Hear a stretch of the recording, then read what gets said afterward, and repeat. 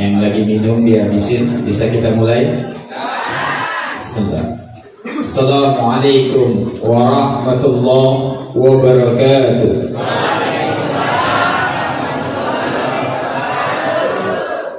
Zamin nasil yawmin la rayba fi inna Allah ala kulli shay'in qadir. Ma khalqukum wa la ba'sukum illa ka nafsi wahidah inna Allaha sami'un basir.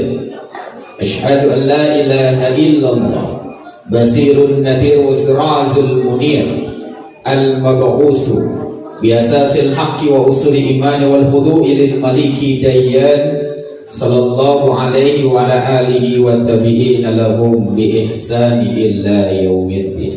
Amma ba'd. Fa ya ibadallah wa man ahsanu qawlan mimman da'a ila Allah wa 'amila salihan wa qala innani minal muslimin wa qala idan ghafiri zambi wa qabili taubi sadidil iqab zituli la ilaha illa huwa ilaihil masir. Yang insyaallah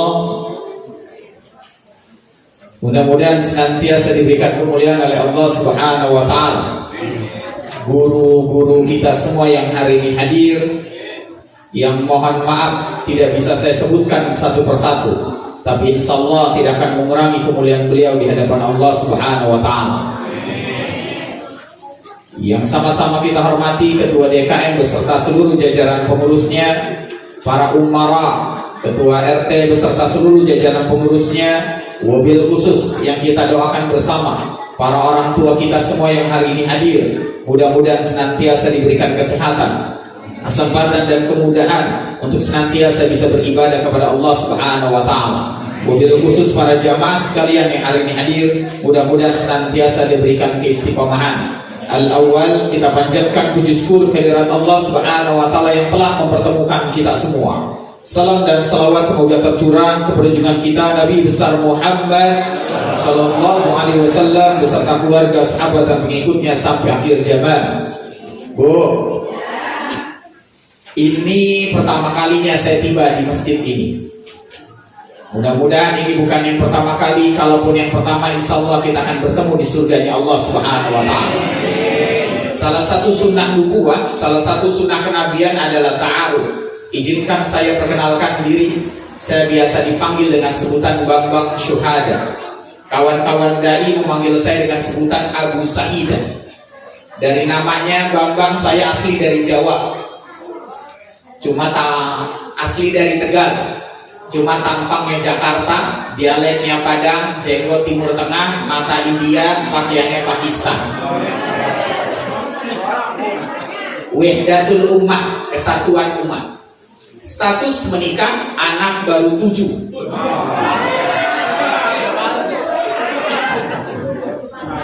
Katanya kalau Ustaz pakai sarung doang. Sehari-hari aktivitas saya terapis gangguan jin dan sihir. Jadi hati-hati yang duduknya di belakang sambil nyender, karena jin demen banget yang nyender. Saya juga kebetulan pengasuh Pondok Kobongan Balai Rombeng. Kalau orang-orang duduk di Bogor, mohon doanya agar bisa istiqomah. Dan santri-santri kita juga di sini, mudah-mudahan senantiasa diberikan kesehatan dan keistiqomahan untuk bisa melanjutkan dakwah dan aktivitasnya. Tinggal dekat dari sini, ada rumah di Kunciran, ada juga di Cipondoh. Dekat Yusuf Mansur, jadi gak terlalu jauh dari Yusuf Mansur. Alhamdulillah hari ini bisa hadir ke tempat ini. Beruntunglah kita termasuk orang-orang yang diizinkan oleh Allah Subhanahu wa taala untuk berada di bulan suci Ramadan.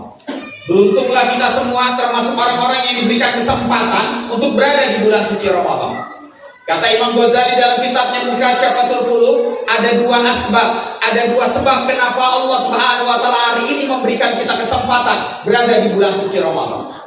Sebab pertama, karena kita banyak dosa dan kesalahan. Banyak kan? Aku. Sebab pertama karena kita banyak dosa dan kesalahan, dan Allah sayang banget sama kita semua. Sayang. Sehingga akhirnya kita diberikan kesempatan summalitas kunu suyuhan. Kita diberikan kesempatan untuk bisa menghapuskan dosa kita di bulan suci Ramadan. Mudah-mudahan kita termasuk orang yang dihapuskan dosanya. Yang kedua, sebab kedua kata Imam Ghazali, karena Allah Subhanahu wa taala ingin mengajak kita untuk mencapai pada puncak ketaatan. Bukan cuma sekedar kewajiban, tapi sampai pada puncak mahabbah, kecintaan kepada Allah Subhanahu wa taala. Yang kalau sudah sampai pada perasaan cinta, kalau ninggalin salat sunnah qabliyah, dia sedih. Kalau dia ninggalin salat sunnah ba'diyah, dia sedih. Kalau dia ninggalin salat sunnah duha, dia sedih. Kalau dia ninggalin kemudian bacaan Quran, dia sedih. Begitu gak kita? Belum. Tapi nanti kita dikasih kesempatan sama Allah, dan tidak mudah, tidak semua orang dapat kesempatan itu. Hari ini saya ingin angkat dari sebuah pembahasan kitab Jauhar Al-Mawhub, kisah kitab klasik karya besar Syekh Ali Abdurrahman Kalantani. Kata Syekh Ali Abdurrahman Kalantani ngomong begini sama kita: saya tial waktu akan tiba masanya nanti kita akan berkumpul lagi seperti hari ini. Akan tiba masanya nanti kita akan ketemu lagi semuanya hari ini. Kita akan ketemu dengan ayah dan ibu kita yang sudah tidak ada. Kita akan bertemu lagi dengan kakek dan nenek kita yang bisa jadi kita tidak pernah mengenalnya. Kita akan bertemu lagi, suami akan bertemu lagi dengan istrinya. Orang tua akan bertemu lagi dengan anaknya. Anaknya akan bertemu kembali dengan orang tuanya. Kita akan bertemu dengan para tetangga kita. Kita akan bertemu kembali dengan saudara-saudara kita semua. Maka kapan itu terjadi? Ya bidullah al-ardah, kalau Allah nanti gulung bumi, wa yaqwi samawat, dan Allah lipat itu langit, lantas dijadikan satu, dibentangkan, lantas menjadilah yang namanya padang mahsyar.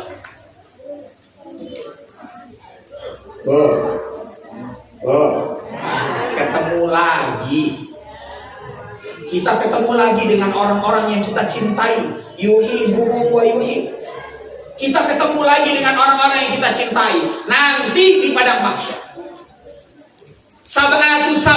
Saat kita berdiri di padang mahsyar, ada 7 matahari di atas kepala kita semua. Nahnu zami'an harun, kita kepanasan. Nahnu zami'an aksanun, kita nanti kehausan dan kelaparan.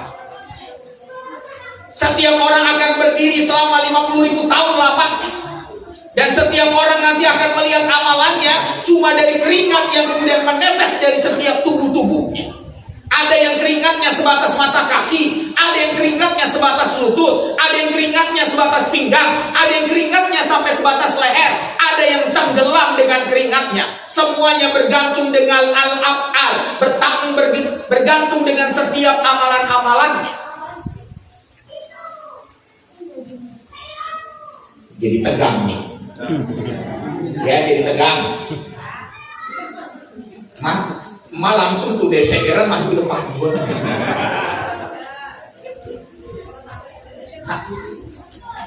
Kita nanti ketemu lagi. Di padang mahsyar kita akan ketemu lagi. Tapi nanti akan datang nanti masanya hari kemudian kita akan dipermalukan oleh Allah Subhanahu wa taala. Yubayyinullahu kula a'maluna. Ingatlah, nanti akan datang masanya Allah buka itu CCTV raksasa, Allah buka itu layar tancap raksasa di atas langit. Semua orang melihat ke atas langit, melihat layar tancapnya. Orang tua kita melihat, kakek nenek kita melihat, ayah ibu kita melihat, anak dan cucu kita melihat. Yubayyinullahu kula a'maluna. Maka nanti akan ditampakkan amalan kita dari lahir sampai kematian menjemput kita. Ar-alaina, malu kita semua, karena semua mata akan melihat amalan kita dari lahir sampai kematian menjemput kita. Malu gak kalau CCTV kehidupan kita dibuka, Pak?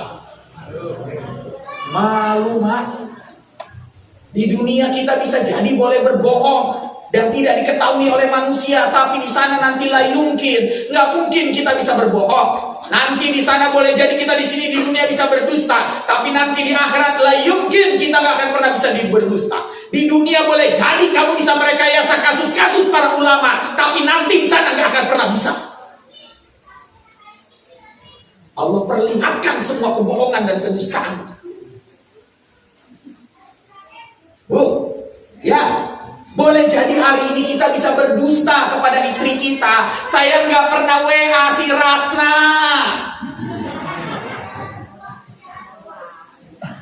Nah lu, saya nggak pernah WA si Ratna, saya nggak pernah WA si Dewi, saya nggak pernah WA si Wati. Nggak taunya nanti diperlihatkan di layar tancap raksasa, kelihatan di handphonenya jam 10:05 dia kirim WA ke si Ratna, sweet dream honey.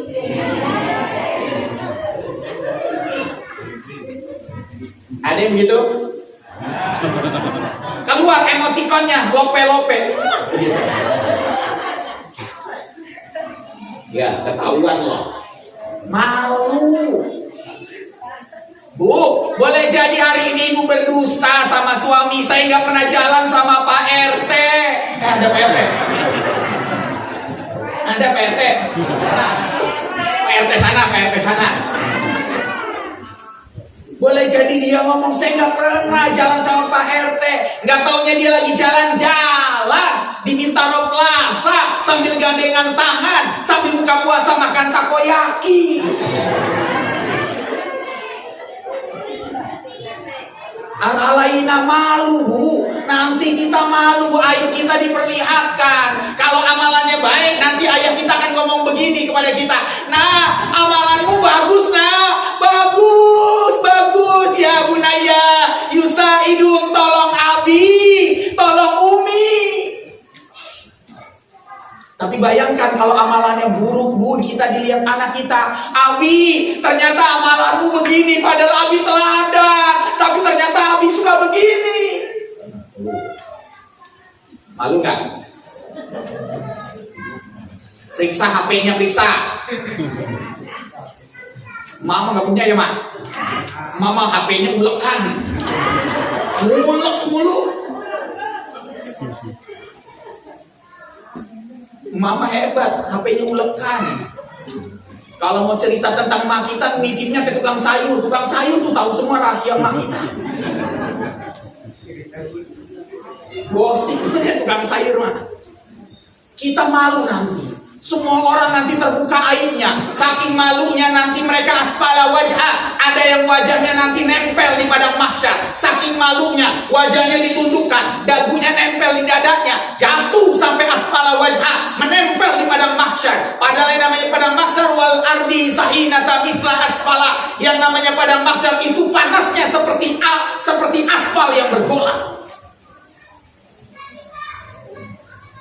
Malu kita saking malunya. Saking malunya nanti ketahuan mak siapa yang ngegosipin emak. Oh ternyata Bu Romla suka gosipin saya. Tuh Bu Wati, ya Allah mukenanya kembang-kembang. Rasanya gue pengen nyiram. Ada yang mukanya yang kembang-kembang? Ya, besok kalau beliin istri, mukenanya tolong cuma 2 warna, hitam dan putih. Kenapa cuma hitam dan putih? Lihat Istinbatul Ahkam dalam fikih. Wanita sebaiknya mukenanya warna hitam atau putih, karena itu adalah lapisan pertama kain kafannya. Ini gue lihat ada warna pink sama biru.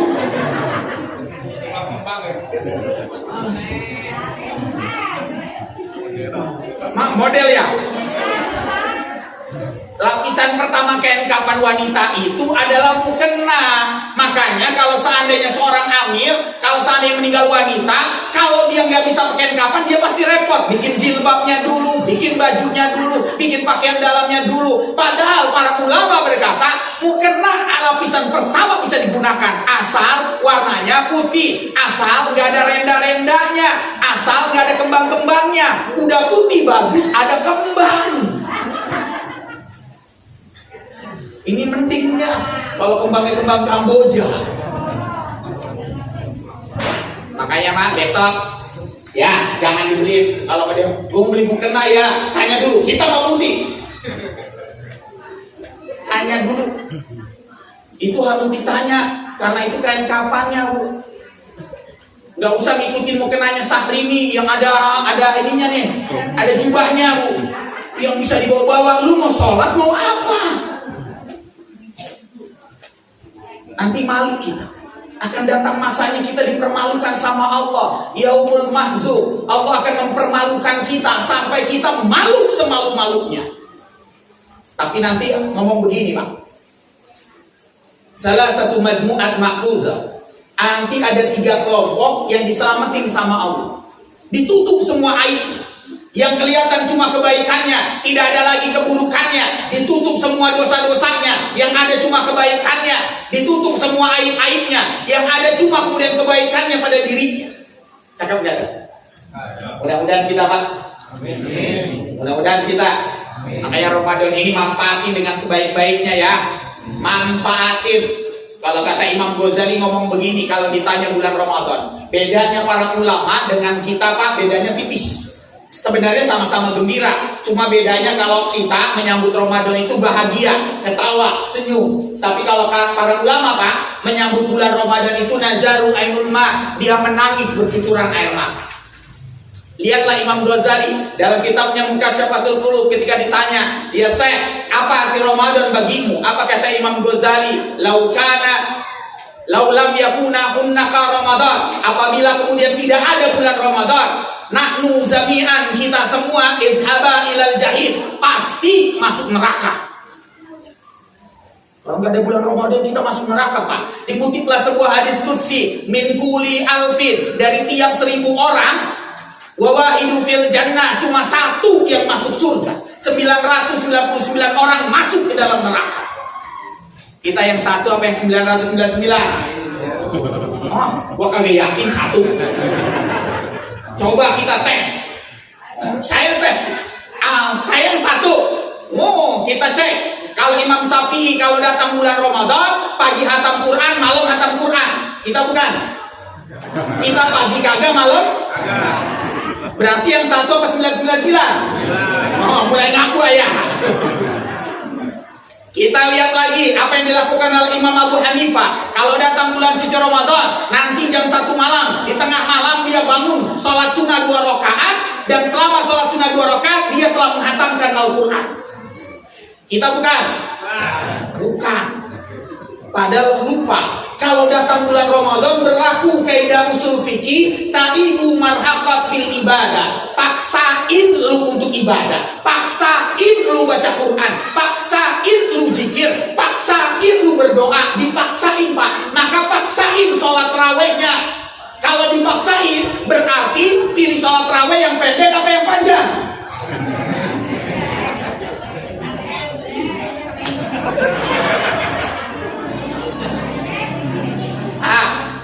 Yang namanya tarawih itu secara lugatul arabiyah artinya istirahat.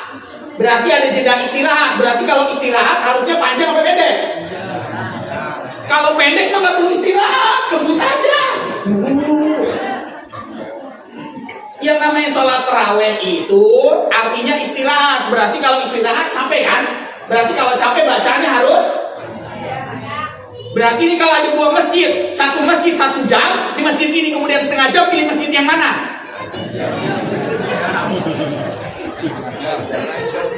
Ini katanya mau yang 1, bukan yang 999. Makanya tarawih itu dipaksain. Makanya nanti biarin suruh panjang. Malam, mulai malam nanti malam 10 hari terakhir 1 juz masjid ini. Sanggup? Oh, sanggup?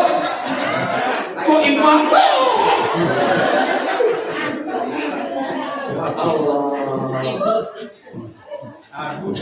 Saya pernah nanya seorang orang tua, usianya 68 tahun.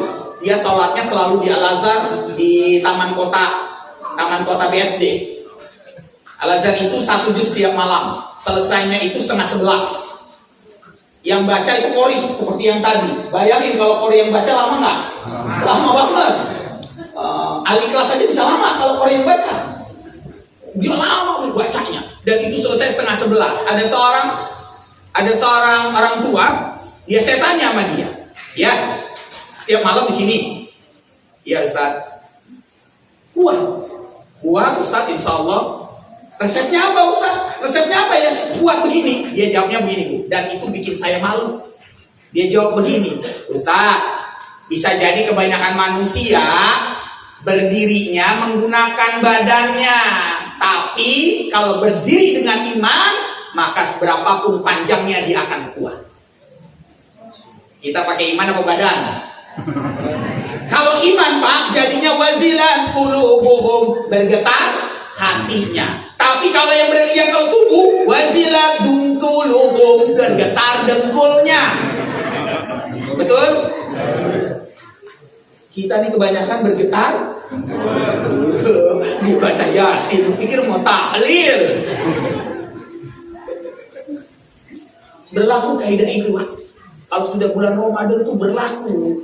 Makanya nggak ada kemudian ngomong, Ustaz jangan lama-lama, nggak boleh. Kaidahnya memang dipaksain. Makanya kita bukan yang 99 Pak. Kebanyakan kita bukan yang 1, kita yang 99. Lihat kalau nggak Imam Abu Hanifah, lihat Imam Hambali. Imam Hambali kalau datang bulan Ramadan nggak pernah lagi tidur terlentang, nggak pernah lagi tidur dalam keadaan miring, nggak pernah lagi tidur berbaring. Tidurnya gimana? Nih berbaring nyender-nyender begini. Kalau Ramadan, makanya nggak nyender nih lagi latihan nih. Lagi latihan. Kenapa kalau nyender? Nyender itu nggak akan pernah bisa tidur pules. Kalau dia nggak bisa tidur pulas, maka dia akan terjaga. Kalau dia bangun baca Quran, tidur lagi, bangun zikir, bangun berdoa. Itulah yang sebenarnya. Makanya nanti iktikaf, Pak, jangan bawa bantal. Jangan pakai sarung tangan, kaos kaki. Nggak usah bawa sarung lebih. Lu mau iktikaf atau mau pindah tempat tidur? Ini buat ingetin, buat kita. Jadi emang harus nyender begini tidurnya, nyender gitu. Makanya kenapa Pak? Ramadan itu fil lughatul arabiyyah, secara bahasa artinya kata Imam Qurtubi ada 2 makna. Yang pertama adalah ramida. Ramida itu artinya sopaharuna jiddan, panas yang menghanguskan, panas yang menyengat. Ramadan ini panas nggak Pak? Panas banget Mak. Saya aja pakai sunblock nggak mempan. Leleh Mak, produk Wardah leleh, Apora leleh Mak, produk dari Malaysia sapi leleh. Nggak tahu ya Mak, gue lagi promo aja. Nggak mempan tuh saking panasnya. Kenapa Allah buat Ramadan itu panas? Emang sengaja Allah buat itu Ramadan itu panas, karena secara bahasa memang panas. Dibuat panas sama Allah supaya apa? Supaya kita semua menghabiskan waktunya untuk ibadah, bukan buat tidur. Ini gara-gara memahami hadis tidur orang puasa. Berapa nih? Tidur mulu, habis sholat subuh lagi tidur sampai zuhur. Zuhur bangun sampai asar. Nanti setengah jam dia datang ke masjid, gagal. Wah, padahal makannya sehari-hari tidur doang dia. Mengingetin lah, ini Ramadan itu memang artinya panas. Kalau hujan mah imlek namanya. Tapi Ramadan memang panas. Kita harus diingetin begitu. Makanya nanti jangan sampai nanti kita dipermalukan. Tapi nanti ada 3 kelompok yang kemudian diselamatin. Siapa 3 kelompok? Yang pertama al-audatillallah, orang yang kembali kepada Allah, orang yang tobat kepada Allah, orang yang hijrah kepada Allah. Maka Ramadan menjadi bulan untuk kita taubat. Imam Hasan Al-Bisri ditanya sama Allah, ya Syekh, apa ciri orang taubat? Ciri orang taubat itu 3.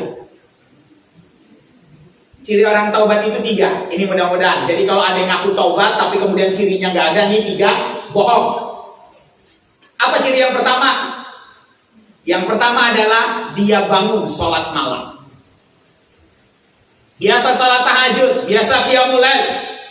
Jadi kalau ada yang ngaku, saya sudah taubat Umi, kamu sholat malam? Enggak, bohong. Saya sudah taubat Abi, ditanya kamu sholat malam? Enggak, mobil ambulan, ngibul.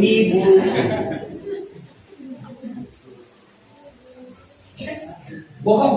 Ciri orang yang bertobat itu bangun malam, karena Allah tiap malam nunggu kedatangan seorang hamba yang nazarul enuma, menangis kepada Allah, ainu bakat min hasyatillah, yang dia minta ampun dengan air matanya. Kita bangun malam nggak Pak? Makanya Rasulullah ngomong begini, ini karena Ramadan aja kita bangun. Qiyamul Lail tarawih, makanya tarawih itu latihan Pak, kita bangun malam, sholat malam, mendirikan malam. Makanya Rasulullah ngomong begini, Innallaha azza wa jalla yubghidu kullah, sesungguhnya Allah murka dengan salah satu kaum di antara kalian. Siapa? Zi'fatul laili, bangke di malam hari. Serem banget ya. Rasulullah ngomongnya bangke. Siapa Rasulullah yang disebut bangke? Orang yang kemudian pagi harinya dia ninggalin sholat isya dan subuhnya, maka dia disebut bangke. Banyak kan? Banyak tuh. Yang kedua, siapa bangke di malam hari? Orang yang dalam 1 tahun gak pernah sholat malam, orang yang dalam 1 bulan gak pernah sholat malam, orang yang dalam 1 minggu gak pernah sholat malam, seolah-olah dia gak pernah berbuat dosa dan gak pantas bangun malam. Jadi kalau kita lagi ngumpul bau bangke, itu tandanya banyak yang gak sholat malam. Ini sindiran buat kita Pak, sindiran buat kita. Makanya Mak, yang jualan nasi uduk, sebelum kemudian masak nasi uduknya sholat 2 rakaat. Ya, makanya usahakan ya. Makanya subuhnya enaknya kalau ada salawat tahrimnya. Ini ada gak? Ada? Ada apa enggak? Harus ada. Harus ada. Jangan sampai enggak ada, harus diingetin. Saya enggak bisa Bu, bangun langsung pas aja enggak bisa. Karena pasti ke belakang dulu. Kenapa ada salat tahrim? Untuk ngingetin. Kalau di Saudi ya kemudian ajannya 2 kali. Kalau kita ada salawat tahrim, kalau kita ajan 2 kali, rame langsung ke masjid semua. Lu ajan jam berapa nih? Pasti rame, makanya kita kemudian salat tahrim untuk ngingetin. Gak usah dengerin yang ributin. Ngapain sih tuh mengganggu jam 3:30 tuh bangunin orang lu. Kalau nggak pakai salat tahrim, akan ada pilihan yang kedua, kata para ulama fikih. Imamnya di rakaat pertama bacanya yang panjang.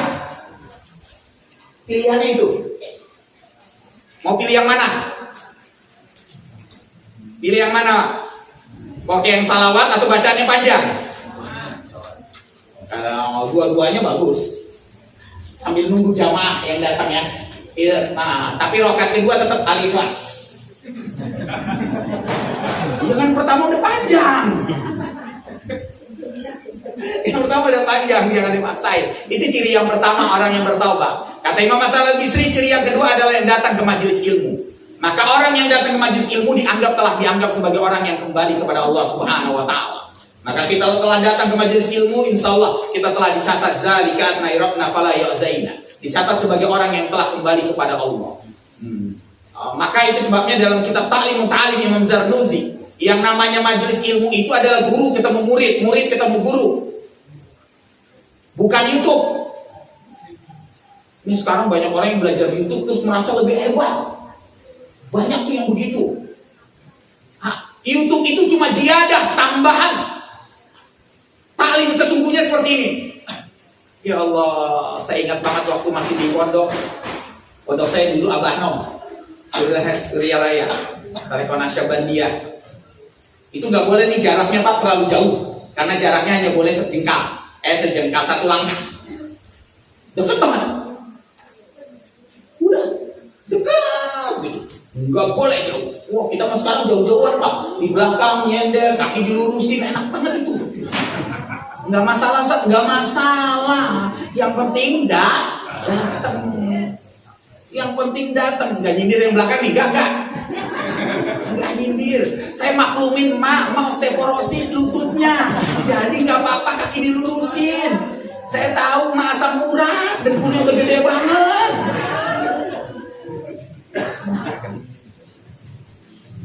Jadi kita datang. Itu sebabnya usahakan Pak datang ke majelis ilmu. Makanya al-liqa qabla al-liqa. Orang yang nanti masuk surga adalah orang yang pernah datang ke majelis ilmu. Nggak mungkin kemudian bisa masuk surga kalau nggak pernah datang ke taman surga. Apa itu taman surga? Cuma ada 2 di dunia, Raudhah, dan yang kedua adalah majelis ilmu.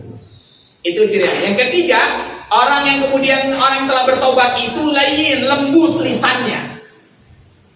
Makanya Rasulullah SAW sampai ngomong gini, Hazayinu zalik, orang yang paling menyedihkan di antara kita semua adalah yajidul umru Umurnya bertambah, as-sabaru la yazid, tapi nggak bertambah kesabarannya. Makin tua makin galak. Ada? Ada. Nah lu kenapa nengok kanan kiri? Ini makin tua makin galak aja tuh. Sama cucu galak banget. Cucu. Ada di sini sindiran nih. Jadi kalau ayah ngaku sudah kembali kepada Allah, harus lembut lisannya. Nah, makanya lembut. Maka beruntunglah kalau Anda punya seorang istri, seorang suami yang dia memanggilmu dengan panggilan-panggilan mesra seperti Rasulullah. Ya Umairah, ya Hajar Aswad. Suruh istrinya hitam. Hajar batu, Aswad hitam, batu hitam. Jangan begitu juga. Sampai ada seorang ibu majlis ngomong begini, Ustaz, suami saya mah romantis. Suami saya romantis, saya dipanggilnya Alpil. Kan Alpil gajah. Makanya ngaji lu. Dipanggil gajah sama ibu laki lu.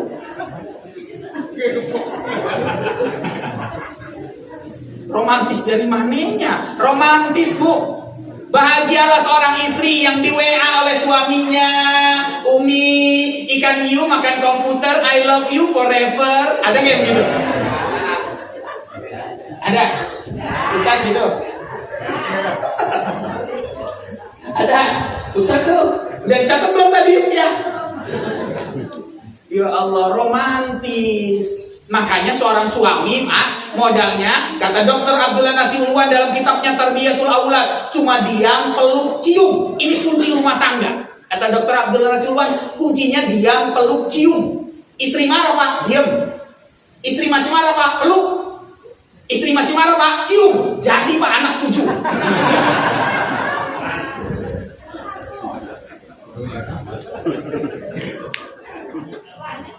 Nggak perlu marah, Pak. Istri modal cuma diam, peluk, cium aja. Tapi kadang laki beda, Ma udah ngikutin. Suami marah, diam. Ma diam. Suami masih marah, Ma peluk. Kemudian Ma cium, dia ngomel. Oh, gue lagi marah, lu peluk. Emang laki beda, Ma. Lembut, Ma. Lihatlah bagaimana Rasulullah SAW bermain dengan istrinya, main petak umpet sauda. Rasulullah pulang di rumah, ketuk pintunya, tap tap tap, assalamualaikum. Tapi kemudian saudanya bersembunyi di balik pintu. Sampai 3 kali, dia dijawabnya dengan pelan. Rasulullah takut ada apa-apa dengan istrinya, dibukalah pintunya. Tapi tiba-tiba saudara langsung kemudian ngagetin. Ya Allah, itu dipeluk oleh Rasulullah dan berkata, aku mencintaimu karena Allah. Ya Allah, laki kita begitu gak, Mak? Ntar buktiin, Mak, kalau dia pulang, Mak bunyi, kagetin, gitu. Pasti nih, dia ngomongnya begini, ditoyor malah kita, tua-tua memang.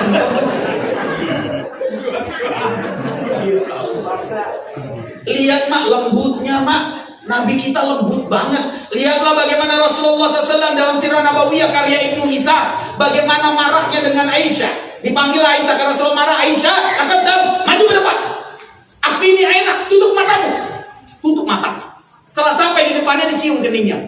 Dipeluk. Amarahmu telah hilang karena telah mencium dan memelukmu. Ya Allah, romantisnya. Ada nggak laki kita begitu, Mak?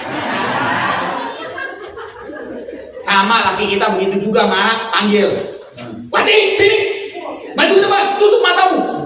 Pas sampai depan, romantis banget, Pak. Rasulullah itu romantis banget. Maka ciri orang yang kembali sama Allah itu jadi lebih lembut. Jadi kalau ada orang yang ngaku telah hijrah nggak lembut, nggak sayang, bohong. Tapi marahmatin minallahi lintalahum. Itu mutlak. Orang yang bertaubat itu jadi lebih lembut. Makanya kalau ada yang ngaku telah hijrah, lantas dia mengkafirkan kemudian saudaranya beriman, pasti kagak beres dia. Ada? Banyak. Kagak beres dia, Pak. Saudaranya sendiri dikafir-kafiri, di neraka-nerakain. Pasti kagak beres hijrah. Hijrah itu membuat kita jadi lebih lembut. Siapa orang kedua yang nanti akan diselamatkan oleh Allah Subhanahu wa Ta'ala? Setelah orang yang kembali kepada Allah, ciri orang yang nanti akan diselamatkan adalah musyahadat saubati al-akharin. Orang yang menolong orang-orang yang kesulitan di antara kita semua. Bu, ini lagi bulan puasa.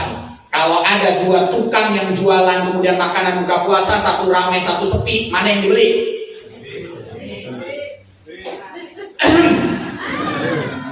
Ada 2 tukang es buah, satu rame satu sepi, mana yang dibeli? Jujur. Ada 2 tukang martabak, satu rame satu sepi, mana yang dibeli? Rame. Itu hal yang mutlak dari kita, Pak. Tapi ingat apa yang dikatakan oleh Ali bin Abi Thalib. Apa kata Ali? Kalau kamu kemudian makan dan membeli hanya karena urusan tentang perutmu, maka amalanmu akan sama seperti apa yang kamu keluarkan. Tapi kalau kamu membeli karena ingin sedekah, belilah, maka itulah akan jadi amalanmu. Abduni du'afa. Ingatlah, nanti ada orang yang ditutup aibnya ketika di padang mahsyar, ditutup semua dosa-dosa dan keburukannya. Siapa mereka? Orang-orang yang nolong-nolong orang-orang yang kecil di antara kita semua. Hanya besok beli. Makanya guru saya selalu ngomong begini kepada saya. Guru saya meninggal 104 tahun, Haji Mahmud Sidik dari Cianjur. 104 tahun, sepuh banget ya. Tapi emang orang guru-guru kita dulu Pak luar biasa. Saya nikah usia 19 tahun Pak, makanya anaknya banyak. Orang santri dulu makan kalau Pak Kiai nurut aja. Lu nikah? Lu mau nikah Pak. Tapi nggak punya apa-apa, biarin Pak Kiai. Nanti yang nyiapin, betul Pak. Saya diangkat jadi anak angkat karena Pak Kiai saya nggak punya guru, nggak punya anak. Dah dinikahin Pak. Anakku juga cepat Pak. Yang pertama udah besar. Saya selalu diingetin sama guru saya ngomong begini sama saya begini. Bang, kalau belilah walaupun kamu tahu bakwannya keras. Belilah walaupun kamu tahu lontongnya keras. Ya Allah, kita disuruh beli bakwannya keras. Padahal kita tahu ini keras. Jadi makan bakwannya harus dicelup sama teh hangat.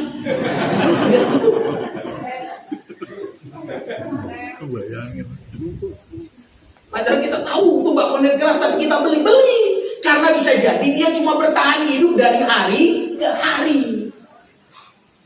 Belilah kemudian tukang kue sekutang yang malam-malam keliling Pak, beli walaupun cuma 5.000. Anget, enak, badan sehat. Belilah tukang kue putu walaupun cuma 5.000. Kalau kita punya uang 20.000 ingin makan buka puasa, 5.000-nya pastikan sedekah. Silakan sisanya Anda beli yang enak. Jangan semuanya dibeliin yang enak. Ada tukang dagang yang bulan puasa tuh Pak ngelamun, ngeliat ramai banget. Dia ngeliat biji salaknya sampai jadi rengginang. Kering Pak, sampai kering. Dia lihat bakwannya kok jadi opak. Marah. Sedih, Mak. Sedih. Belilah tukang jamu gendong yang gendong, Mak. Beli, itu kan gendong berat. Tapi emak yang beli, jangan bapak. Mak. Kalau bapak menanya, "Bo, tinggal di mana?" Tuh begitu tuh. Beli. Ya Allah. Tolong beli. Siapa orang yang lemah yang berikutnya? Orang tua kita. Pak, ada sebuah hadis jarang disampaikan oleh guru-guru kita semua. Dikutip dalam kitab Lubabul Hadis karya besar Al-Imam Suyuti. Rasulullah SAW ngomong begini sama kita Pak. Jarang dikutip hadis ini. Padahal hadis ini luar biasa dan jadi renungan buat kita. Kata Rasulullah SAW ngomong begini, "Idza jaa sahru Ramadan." Kalau datang bulan suci Ramadan, tuba saukanil qabri. Ingatlah, yang berbahagia itu bukan cuma orang yang ada di atas tanah, bukan cuma kita yang masih bernapas, bukan cuma kita yang berpuasa, tapi sesungguhnya yang berbahagia juga adalah orang-orang yang ada di bawah tanah. Ayah dan ibu kita bahagia. Orang yang sudah meninggal dunia bahagia kalau datang bulan Ramadan. Kenapa mereka bahagia? Apa kata Rasulullah? Li'annallaha yatahammalu azabal qabri. Ingatlah, sesungguhnya kalau datang bulan suci Ramadan, semua siksaan di dalam kubur itu ditahan.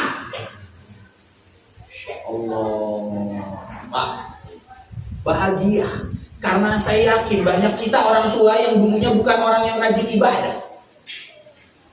Banyak orang tua kita yang dulunya bisa jadi Pak bukan termasuk orang ahli. Maka kalau datang bulan Ramadan mereka bahagia. Maka atamalakaini aswadani asraqani. Malaikat berwajah hitam dan biru, mungkar dan nakir libur 1 bulan. Libur Pak. Mereka kerjanya sekarang cuma zikir doang. Nggak nanya setiap datang sholat dia nanya, datangin itu kemudian makan. Lantas ditanya setiap orang, setiap waktu sholat dia datang. Man rabbuka, siapa Tuhanmu? Mancing. Karena hobinya mancing. Waktunya sholat masih mancing aja. Ada di sini? Ada? Udah nggak ada. Orang suruh jadi Sunan Kalijaga, dia Sunan Jaga Kali. Mancing. Waktunya sholat kagak ditinggalin. Kalau hobi jadi kesenangan, itulah Tuhannya. Ya. Tapi nanti orang dalam kubur itu bahagia. Kenapa mereka bahagia? Satu hari di akhirat sama dengan 1000 tahun di dunia. Tapi tahu nggak berapa satu hari di dunia, berapa tahun di alam barzakh? Dijawab oleh Allah Subhanahu wa taala dalam surat Al-Ma'arij ayat 4. Yauma kana miqdaruhu 50 alfasana. Satu hari di dunia sama dengan 50.000 tahun di alam barzakh. Lama. Makanya alam barzakh disebut oleh para ulama, kalau dia mendapatkan kenikmatan-kenikmatannya tiada akhir. Kalau dia mendapatkan siksa, maka dia akan mendapatkan siksa yang tiada batas. Bayangin, meninggalnya 3 hari dia disiksa, berarti setara dengan sama dengan 150.000 tahun lamanya dia hidup di dunia. Serem banget.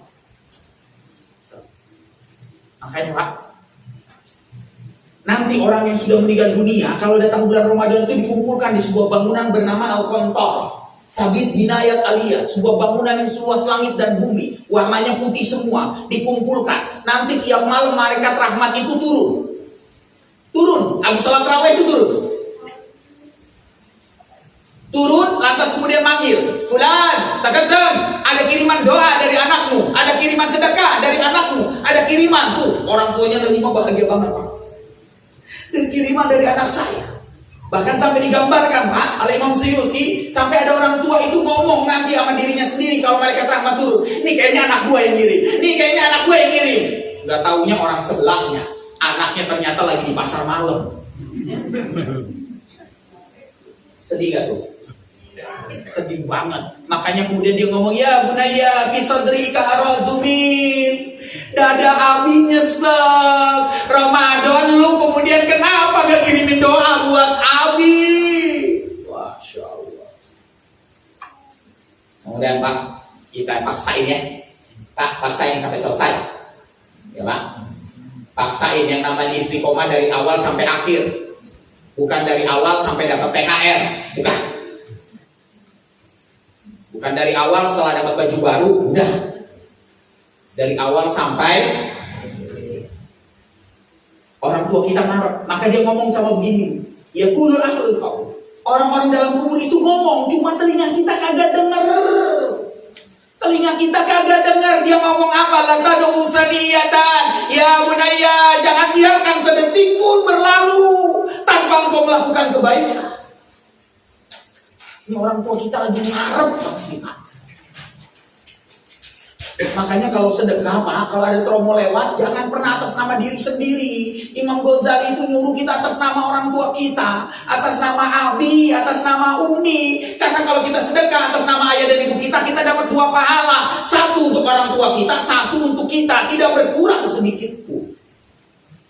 Makanya kalau lagi Jumat, sekadar infak atas nama almarhum dan almarhumah. Itu anaknya paham tuh. Tadi kita tromol dimasukin atas nama siapa? Atas nama siapa? Lupa ya? Gelar lagi. Atas nama orang tua kita. Kalau orang tua kita sudah nggak ada, udah saatnya kita. Itu sebabnya kenapa dalam bulan Ramadan itu ada tradisi ziarah. Karena ini hujahnya.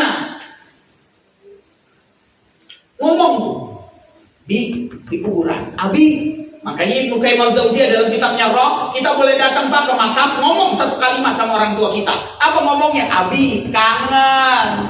Umi, kangen. Boleh tuh. Ngomong begitu. Tapi gak usah ngomong, Abi, sejak Abi gak ada yang bayar kontrakan. Gak usah. Yang begitu gak usah.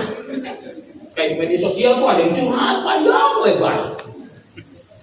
Gak usah curhat, Umi, saya gagal lagi sama si Gunawan, gak usah. Tapi kita boleh ngomong, Abi kangen, Umi kangen, ya Allah. Kalau ziarah gitu, saya sebulan sekali itu datang ke makam selama jam. Anak saya yang kelima dimakamkan di sana. Umur itu emang nggak tahu ya. Kadang anak kita duluan, bapaknya masih hidup, anaknya duluan. Anak saya yang kelima 7 tahun diambil sama Allah Subhanahu Wa Taala. Lagi sayang-sayangnya Allah ambil.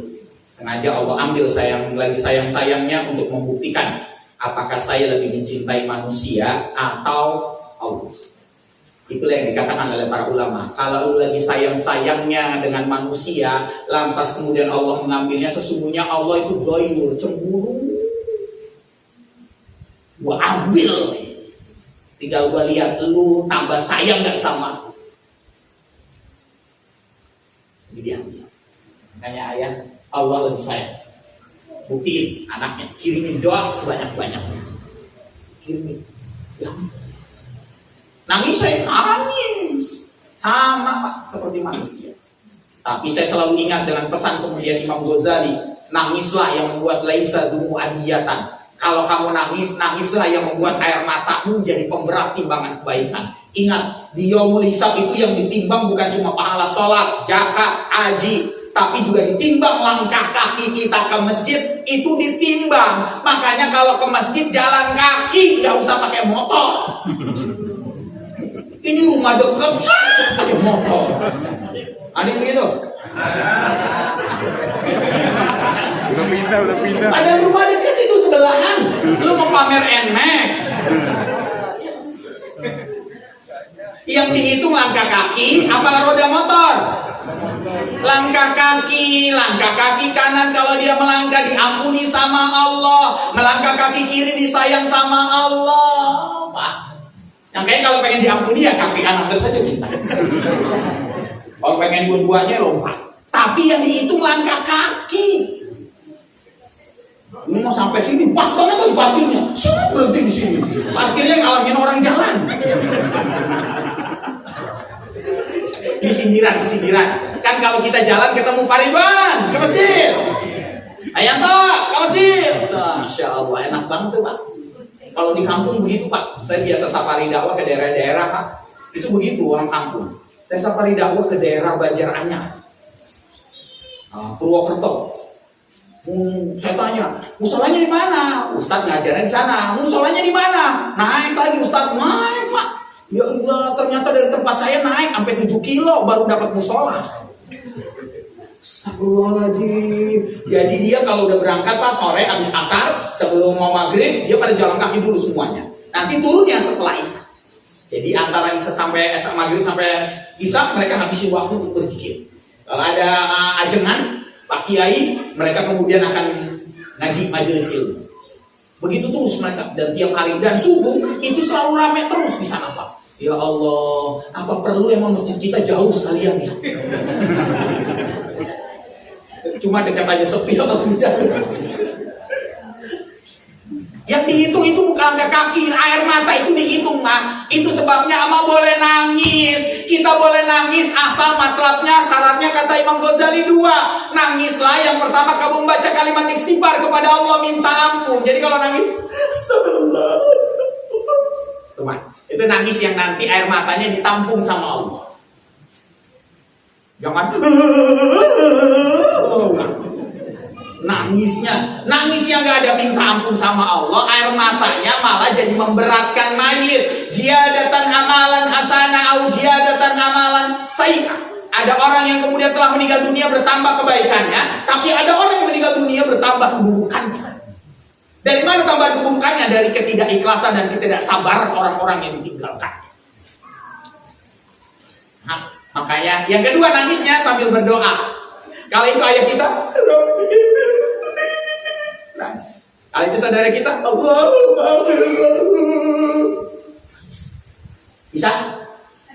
bisa. Kalau enggak, emak kalau kagak pengen berdoa, maka nangisnya kata Rasulullah jangan seperti lenguhan sapi. Enggak boleh ada suara. Jadi kalau nangis elegan ya, keren ya Mak. Ada yang begitu? Nggak ada, pasti bilang ibumu semuanya. Itu yang kedua, tolong orang tua kita mah di bulan Ramadan ini tolong. Saya selalu ngingetin dia, tolong ayah kita. Ayah saya sudah nggak ada, meninggal usia 85 tahun, angkatan Delta. Angkatan Delta kemarin. Tapi nggak saya bawa ke rumah sakit, ntar gua kagak boleh nengok. Udah gua biarin dah. Jadi saya usia 85 dan saya punya kewajiban untuk nolong ayah saya. Saya juga punya kewajiban untuk nolong almarhum ibu saya. Yang ketiga, orang yang nanti akan diselamatkan, Mak, yang nanti akan ditutup semua aibnya adalah Saqiqah Tabriyah, yang menutup aib saudara. Jadi belajarlah kita menutup aib saudara kita, tidak menghinanya, tidak memakinya. Tolong berhenti ngatain laki istri kita. Kalau dia gendut, tolong jangan katain, "Dut, sini Dut." Jangan. Kalau istri kita sudah mulai gelisah karena berat badannya nambah, ayah tinggal ngomong, "Ma, nggak apa-apa badanmu gemuk, yang penting masih muat di dalam hatiku." Ada yang begitu?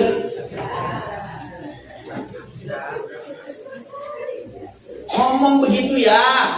Istri kita sudah mulai gelisah karena lakinya kemudian makin muda, istrinya makin peot, kena kompor mulu sama sayur asem.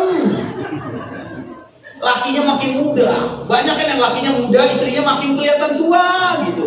Dia mulai gelisah, takut lakinya nyamber kayak yang lain. Ngomonglah sama istrinya, "Umi, jangan khawatir, aku mencintaimu secara sederhana, seperti yang tak sempat dikatakan angin kepada awan yang telah membuatnya menjadi hujan." Romantis banget ya. Ada yang begitu?